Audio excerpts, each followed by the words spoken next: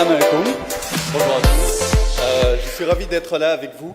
Je tiens vraiment à remercier toute l'organisation de cet événement. Je pense qu'en effet, c'est vraiment important d'organiser des événements tels celui-ci parce que ça va très très vite. Et en effet, donc on est vraiment en premier plan pour voir l'évolution du consommateur, des habitudes de consommation, et ça va extrêmement vite. Et je pense qu'en effet, c'est important qu'on en parle, et qu'on en parle peut-être même plus qu'une fois par an. Et j'espère que je vais pouvoir vous apporter beaucoup d'informations sur les conclusions qu'on a pu tirer à Jumia à ce sujet-là, et essayer de vous transmettre un petit peu de notre savoir. Alors, pour commencer, je vais vous raconter quel est l'objectif de Jumia, simplement pour vous faire un petit peu mieux comprendre ce qu'on fait et pourquoi on s'est installé en Afrique. Donc, Jumia a été créé en 2012 avec pour objectif réellement améliorer le quotidien des Africains grâce à Internet. Vraiment digital, enfin un focus sur le digital complet. L'objectif était d'agir sur 3 axes principaux qui étaient de fournir des tas de nouveaux services. Donc comme vous avez le Jumia que la plupart des gens connaissent, qui est le Jumia e-commerce, la vente de produits en ligne, mais on a également des tas d'autres services dans différents pays qui sont tels le service de livraison de nourriture à domicile comme Jumia Food, la capacité de pouvoir faire des transactions immobilières. On a également un Jumia House, pas au Maroc mais dans d'autres pays. On a du Jumia Travel pour voyager, on a des Jumia Cars pour acheter des voitures, etc. Et donc, vraiment développer tout un écosystème de business propre à l'Internet, et à travers cela, développer des tas de petites entreprises et moyennes entreprises, et également impacter le marché du travail en créant des tas d'emplois très très spécifiques au marché d'Internet. Vraiment créer une expertise digitale. Alors, au début, c'était vraiment extrêmement compliqué. Comme vous le voyez, lorsqu'on a démarré, tout le monde nous disait « c'est pas possible, ça va jamais marcher, Internet, c'est de l'arnaque ». Ça, c'était très fort au Maroc. Donc, Internet était très très fort associé avec des arnaques. Moi, d'ailleurs, personnellement, lorsque j'ai été engagé à Jumia en 2013, début 2013, la première chose que mes collègues de classe, etc. m'ont dit, c'est est-ce que tu as été engagé pour arnaquer les gens toi aussi? Et donc, vraiment, il y avait une vraie notion d'arnaque au Maroc sur Internet. Il y a aussi d'autres problèmes où on nous déconseillait de commencer à travailler sur Internet, qui étaient que l'absence de logistique, de moyens logistiques, de moyens de livraison. Il y avait également l'absence une absence, oui, de capacité de paiement en ligne, de disposition des clients à prépayer, et il y avait aussi une énorme problématique de confiance. Et donc, ça a été extrêmement pénible, et ce que je vais vous raconter dans cette présentation, c'est comment nous avons évolué, comment notre vision aussi du consommateur a évolué au fil des années pour combler ces problématiques-là. Alors, d'abord, juste aujourd'hui, je pense qu'on peut dire qu'on a réussi à se transformer de manière assez efficace, et on a réussi, car aujourd'hui, nous sommes présents dans tous ces pays d'Afrique, donc nous sommes vraiment extrêmement développés, et nous sommes aussi nous sommes aussi une licorne Internet. Est-ce que quelqu'un sait ce qu'est une licorne Internet ? Donc la licorne Internet, exactement, c'est 1 milliard. La licorne Internet, c'est le terme qu'on donne aux sociétés qui opèrent sur Internet, qui atteignent le $1 milliard de valorisation en moins de 10 ans d'existence. Au monde, il y a environ 150 licornes. Donc vous connaissez les plus grandes, qui sont Google, Uber, Facebook, etc. En Europe, on trouve entre 10 et 15 licornes, une quinzaine de licornes, et en Afrique, il y en a, pour l'instant, nous sommes la seule et la première licorne d'Afrique. Et donc, ça a été vraiment un tournant dans le développement de la société, car on a compris à ce moment-là aussi qu'on avait réussi à accompagner une partie de cette transformation digitale. Alors, juste pour le Maroc, donc aujourd'hui, nous avons un trafic, pour remettre un petit peu les chiffres dans leur contexte. Donc aujourd'hui, nous avons un trafic qui atteint environ 10 fois celui du Morocco Mall, donc qui est le mall le plus visité du Maroc. Nous avons un panel d'environ 5000 vendeurs qui travaillent avec nous sur la plateforme et qui se sont développés sur la plateforme. Nous avons environ 3,5 millions de produits que nous offrons à nos consommateurs et environ 7000 collaborateurs à travers le royaume qui s'occupent de toute la partie logistique, etc. et environ 500 employés directement en interne. Alors, pour l'évolution, donc, la chose qui nous a fait extrêmement évoluer, premièrement, c'est en effet, comme mes copanélistes l'ont dit, c'est l'évolution de l'utilisation du smartphone au Maroc.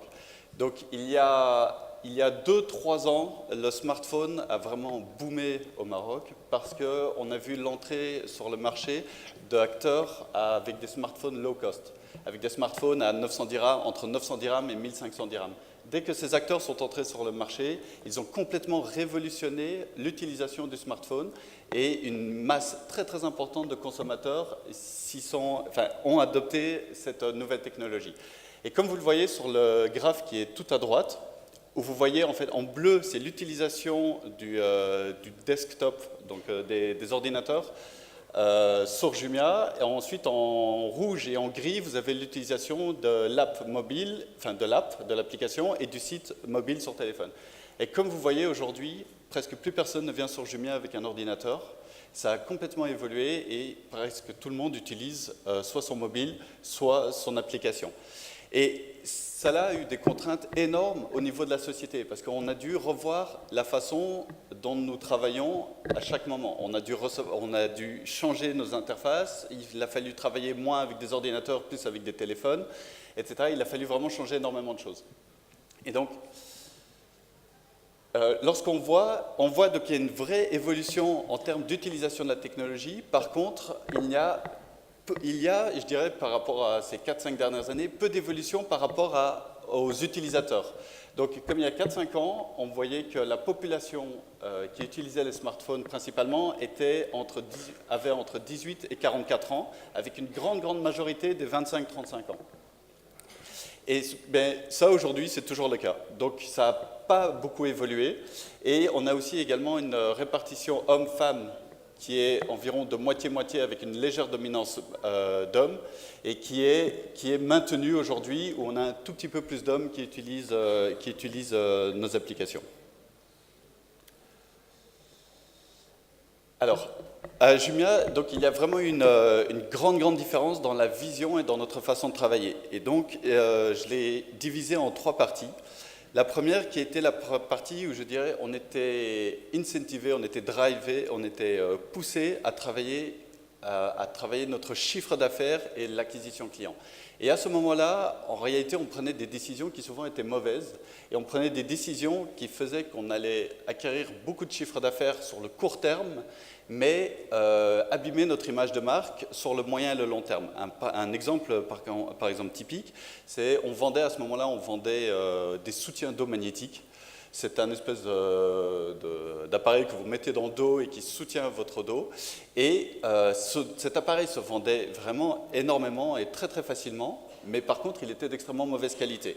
Et donc, à ce moment-là, on n'a pas pris la décision de bloquer ce vendeur et d'arrêter de vendre ce type de produit pour peut-être faire moins de chiffre d'affaires, faire moins de croissance sur le court terme, mais faire de la meilleure acquisition client sur le moyen terme.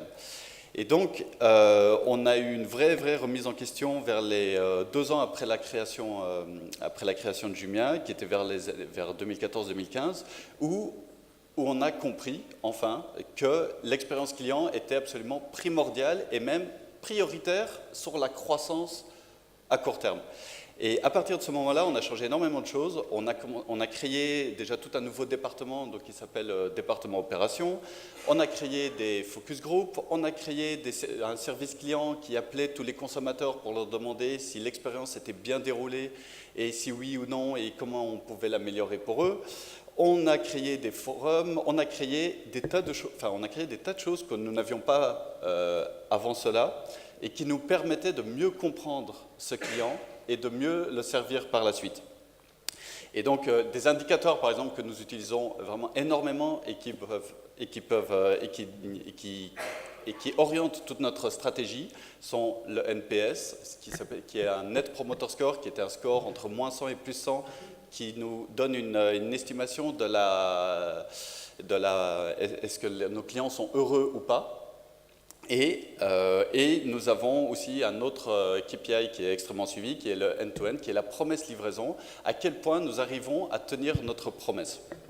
Et donc, comme vous le voyez là sur les graphes, lorsqu'on regarde, lors de leur mise en place, en l'espace de 2-3 mois, nous sommes passés d'une satisfaction client qui était souvent très très négative, en dessous de 0 à moins 10, moins 20, et qui est passée à une satisfaction constante qui est autour des 80.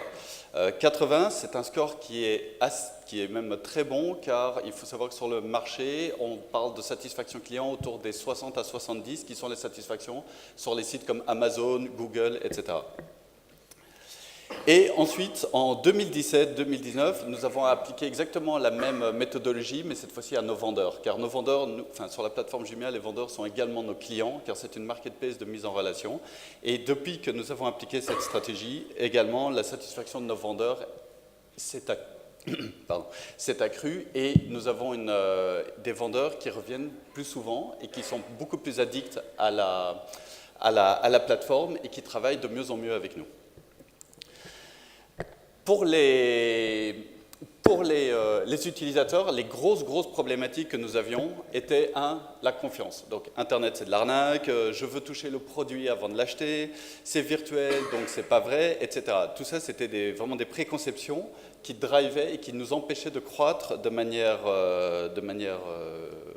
assez forte, et pour lesquelles nous avons dû transformer ces défis vraiment en opportunités. Et donc c'est pour ça que nous avons installé des tas de nouveaux services qui étaient assez innovants à l'époque. Et aussi pour revenir sur la présentation, ce qui a été vraiment important dans la société, c'était notre capacité à changer très rapidement nos processus et de prendre très rapidement des décisions et de ne pas devoir aller jusqu'au top management pour prendre des décisions qui puissent impacter vraiment les changements.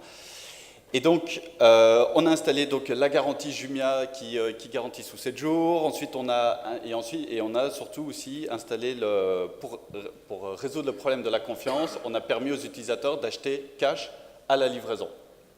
Ce qui était vraiment une énorme différence par rapport aux sites comme Amazon, etc., où tout ça n'existe pas, et qui pour nous aussi a fait qu'on a débloqué vraiment tout un marché, mais d'un autre côté, qui a énormément de contraintes. Parce que lorsque les gens payent cash à la livraison, en fait, il faut savoir que la plupart des gens n'achètent jamais ou ne payent jamais, et donc on envoie la marchandise jusqu'au client et ensuite elle revient. La marchandise s'abîme pendant le transport, et lorsqu'on la remet au vendeur, le vendeur naturellement est mécontent.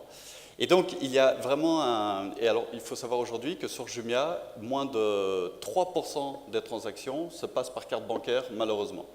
Et donc, c'est extrêmement petit. On fait énormément d'actions. On a travaillé avec le CMI à maintes reprises pour essayer de développer ce taux d'utilisation. Mais aujourd'hui, ce taux d'utilisation est vraiment quelque chose qui nous impacte très lourdement et qui fait qu'aujourd'hui, nous sommes une société qui n'est pas profitable. Et chaque paquet que nous livrons, nous perdons de l'argent. Et par contre, le jour où nous arriverons à faire du prépaiement à 100% et donc du paiement par carte bancaire ou autre type de moyen de paiement, nous serons enfin profitables. Et donc pour nous, c'est un axe, cette digitalisation est réellement critique, mais malheureusement aujourd'hui, nous n'en sommes pas encore là.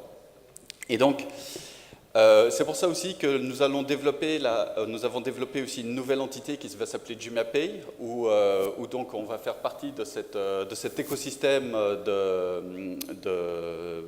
d'agents de paiement, où nous aurons aussi également un petit wallet sur lequel les gens pourront faire leurs transactions, et nous espérons de cette manière-là aider au développement de l'utilisation des cartes de prépaiement sur Internet.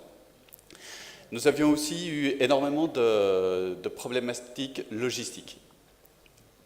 Au début de Jumia, il fallait plus d'1 mois pour livrer un colis. Donc il fallait plus d'un mois, nos partenaires perdaient nos colis, les colis étaient perdus, les colis étaient endommagés, tous les produits arrivaient cassés chez nos clients. C'était vraiment une catastrophe et l'expérience client était extrêmement mauvaise. Et donc là, pour remédier à cette problématique d'expérience client, nous avons donc pris la décision de créer notre propre centre logistique et donc de créer un nouveau business, un business que nous ne pensions pas du tout créé au démarrage. Et nous avons donc créé ce nouveau business qui s'appelle Jumia Service, donc c'est il y a 5 ans, et nous avons créé ce business qui est Jumia Service, qui est un vrai business de logistique.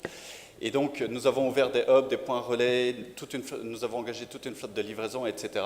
Et c'est grâce à cette adaptation-là que nous avons pu améliorer nos délais de livraison et livrer notre marchandise, par exemple sur Casa, la journée même ou au plus tard le lendemain.